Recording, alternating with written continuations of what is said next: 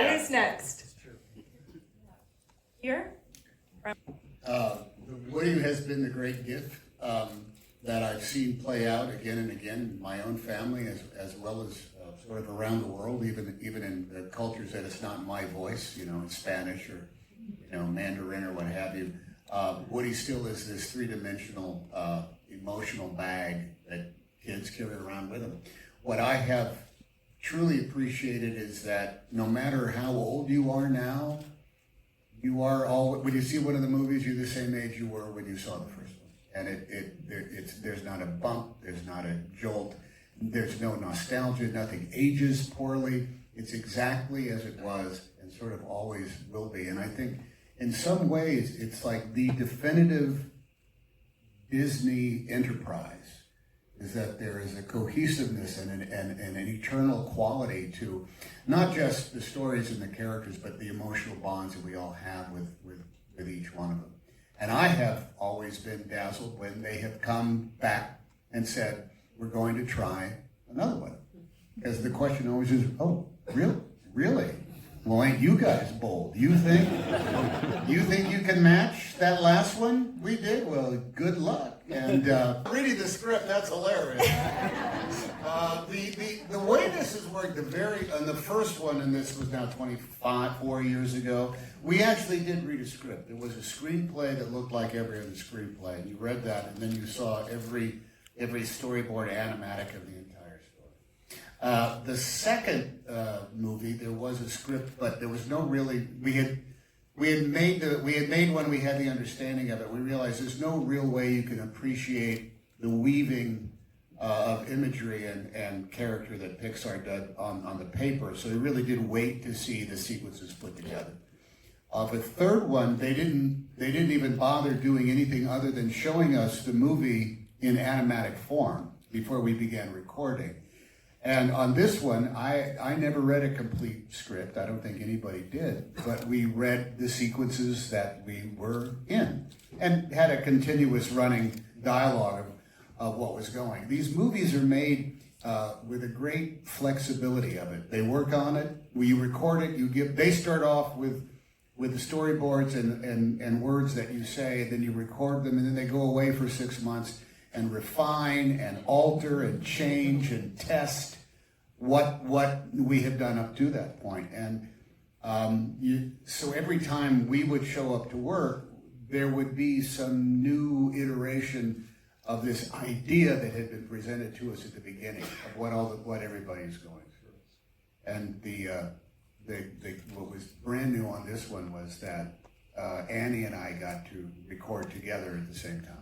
And that never happens. You're always in a sound stage by yourself, not being able to move off mic. And we got to actually relate with this vast history between the two of us, you'd leave a recording studio session thinking, wow, we took it pretty far there. But every time we showed up for the next one, something was revealed to us in the pages that they had for us. So we always knew what territory we were going into, but never the specific route. Sort of like acting as a treasure hunt. It's not just because we have made these movies for the last 25 years, but I think that we all sort of know how commerce works right now. And there is this protocol that says you have a movie coming out, so therefore you build a land or you put a game on it, and whether the movie is decent or not, you have to put up. You can't escape it, no matter how much you want it, But there has been this interesting thing about Toy Story is that it exists sort of by audience demand, by way of audience need. If the second movie hadn't worked out or it had petered out somehow, I think we would have lost the confidence of everybody who has watched it. So all of these movies exist because they were willed into existence by the audience who was willing to invest it and return right where they were, and by the people at Pixar who did not take their responsibilities lightly when it comes down to Toy Story. They have to be able to reach a level of gravitas or import or connection. And that land over there is the example of it as well. I mean, they could have banged one of those things out pretty quickly, and it would still be up. But this is now a thing because they're not just iconographic images; they're actually emotional beats that people carry with them. And it's only because these movies have been so important. We're on our 5th or 6th generation now. How long does a generation last? 3.5 years? I don't know.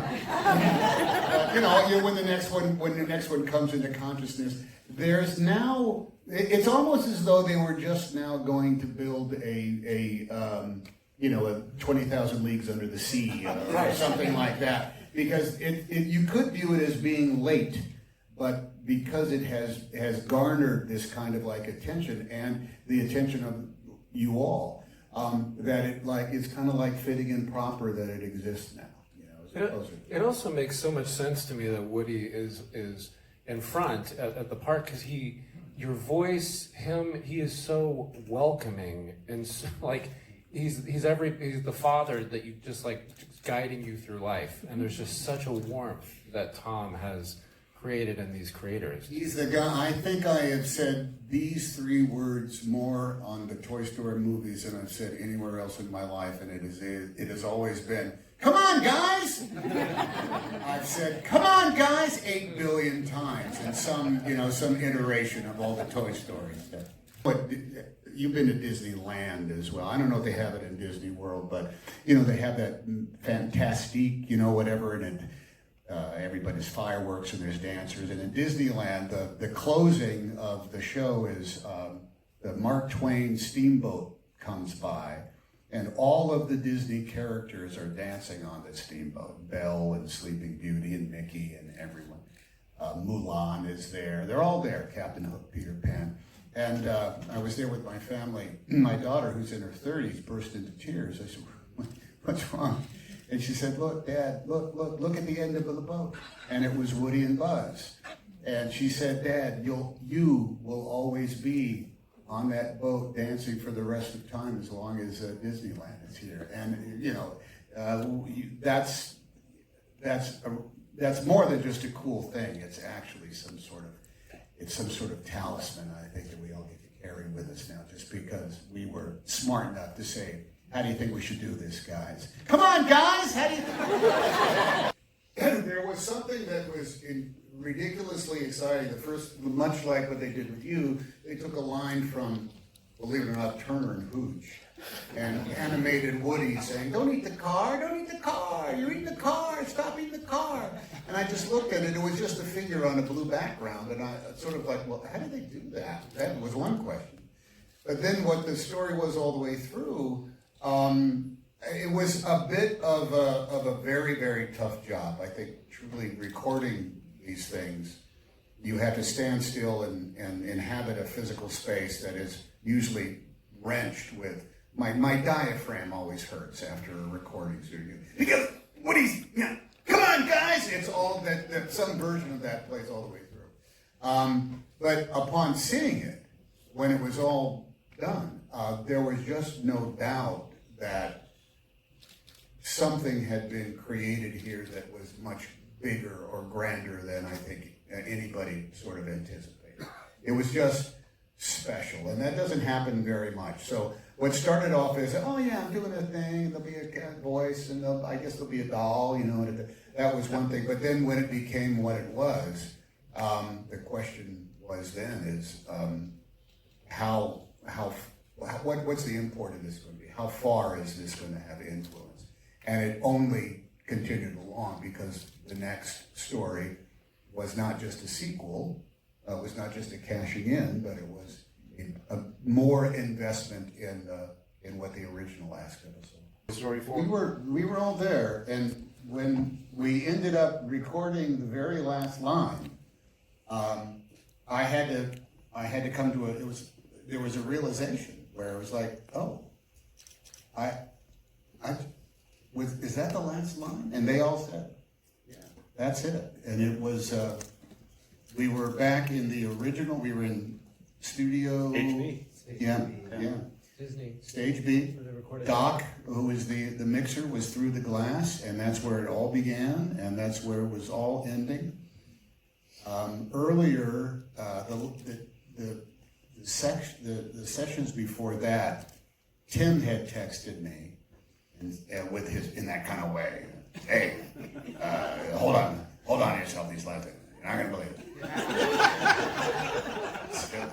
Still recovering.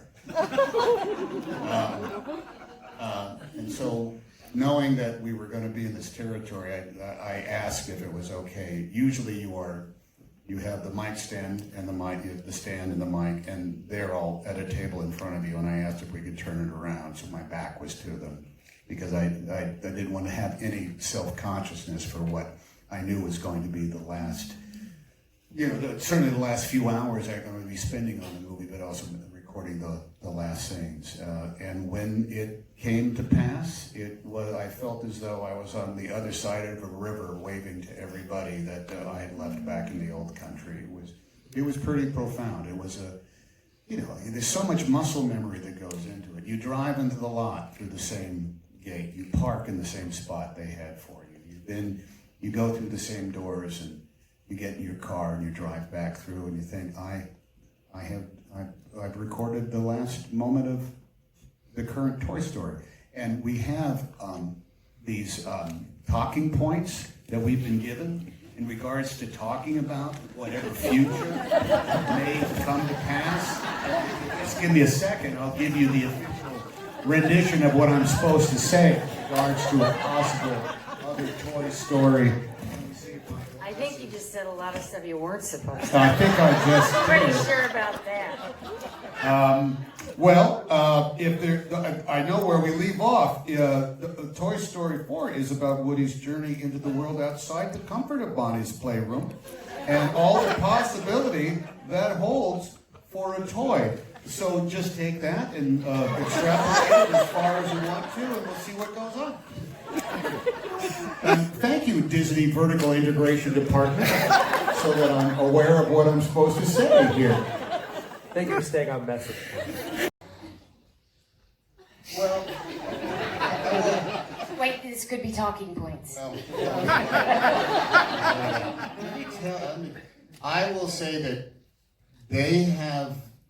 Woody has known since 1994 that Bo was the figurine for him. He just always knew it. And let me check these talking points.